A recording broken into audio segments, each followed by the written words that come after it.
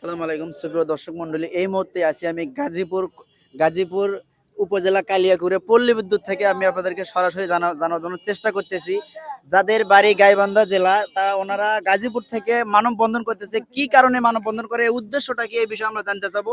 ভাই আসসালামু আলাইকুম। ওয়ালাইকুম আসসালাম। আপনার নাম? আমি মোহাম্মদ মুন্না সরকার।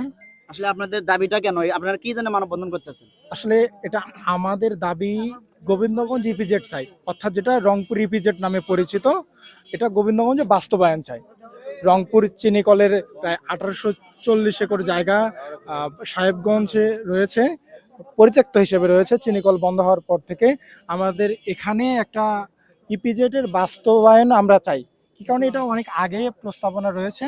এই প্রস্তাবনের প্রেক্ষিতে এটা প্রস্তাব হয় 2022 সালে, তবে অনেক তালবাহানার কারণে আজ 25-এ এসেও আমরা সেখানে কোনো বাস্তবায়ন দেখছি না। আপনারা মানে এই বাস্তবায়নটা কেন করতে পারতেছেন না? আপনাদের দুর্বলতা, না এখানে দুর্বলতা তারা নিতেছে, নাকি আপনারাই একবদ্ধ হয়ে কাজ করতেছেন না?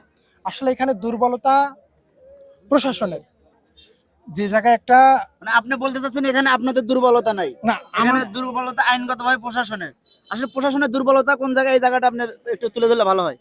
আসলে এখানে গোবিন্দগঞ্জের কিছু নেতা রয়েছে, অর্থাৎ ভূমিদস্যু নেতা নামে পরিচিত এখন বর্তমানে, তারা এখানে বাধা দিচ্ছে, সরকারি কাজে বাধা দিচ্ছে, কিন্তু প্রশাসন এটা কোনোভাবেই মেনে নিচ্ছে, অর্থাৎ তদন্ত করছে না প্রশাসন। তাদের বিরুদ্ধে একটা গাফিলতির কারণে তারা গোবিন্দগঞ্জের মাটিতে এসে যে বলে আমরা বেঁচে থাকতে কোনো দিনও এই ইপিজেড হতে দেব না। আসলে একটা কথা কি বলেন, যদি তাদের বাপদাদার সম্পত্তি হয়, তারা হাইকোর্টে যাক, মামলা করুক, কিন্তু তারা কিন্তু মামলা করতেছে না, তারা শুধু এখানে বক্তব্য দিচ্ছে, এখানে লিজ বাণিজ্য করে যাচ্ছে তারা। আসলে এই নেতাদের বিরুদ্ধে ব্যবস্থা প্রশাসনকে নিতে হবে। আমরা গোবিন্দগঞ্জের সচেতন মানুষ রয়েছে, আমরা গাজীপুর থেকে যারা এখানে বসবাস করে গাজীপুরে অবস্থানরত, আসলে আমাদের দূরে থেকে চাকরি করতে অনেক কষ্ট হয়। আমাদের এলাকায় একটা কর্মসংস্থান হোক, ইপিজেড বাস্তবায়ন হোক, এই লক্ষ্যে আমরা এই মানববন্ধনটা আয়োজন করেছি। আপনাদের মানববন্ধনটা কি শুধু এখানে অস্থির থাকবে, না সারা বাংলাদেশে মানে মানববন্ধন করার? আসলে আমাদের এই মানববন্ধনটা শুধু গাজীপুরে না, পুরো গোবিন্দগঞ্জ উপজেলা তো হচ্ছেই, লাগাতার কর্মসূচি পালন হচ্ছে।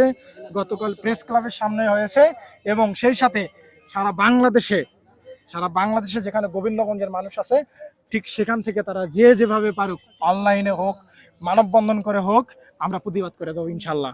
আমাদের ইপিজেড লাগবে মানে লাগবে, কোনো তাল বাহানা শুনতে চাই না আমরা কারো কাছে। আমরা সরকারের একটা কথা বলতে চাই, আমরা কোনো তাল বাহানা দেখতে চাই না।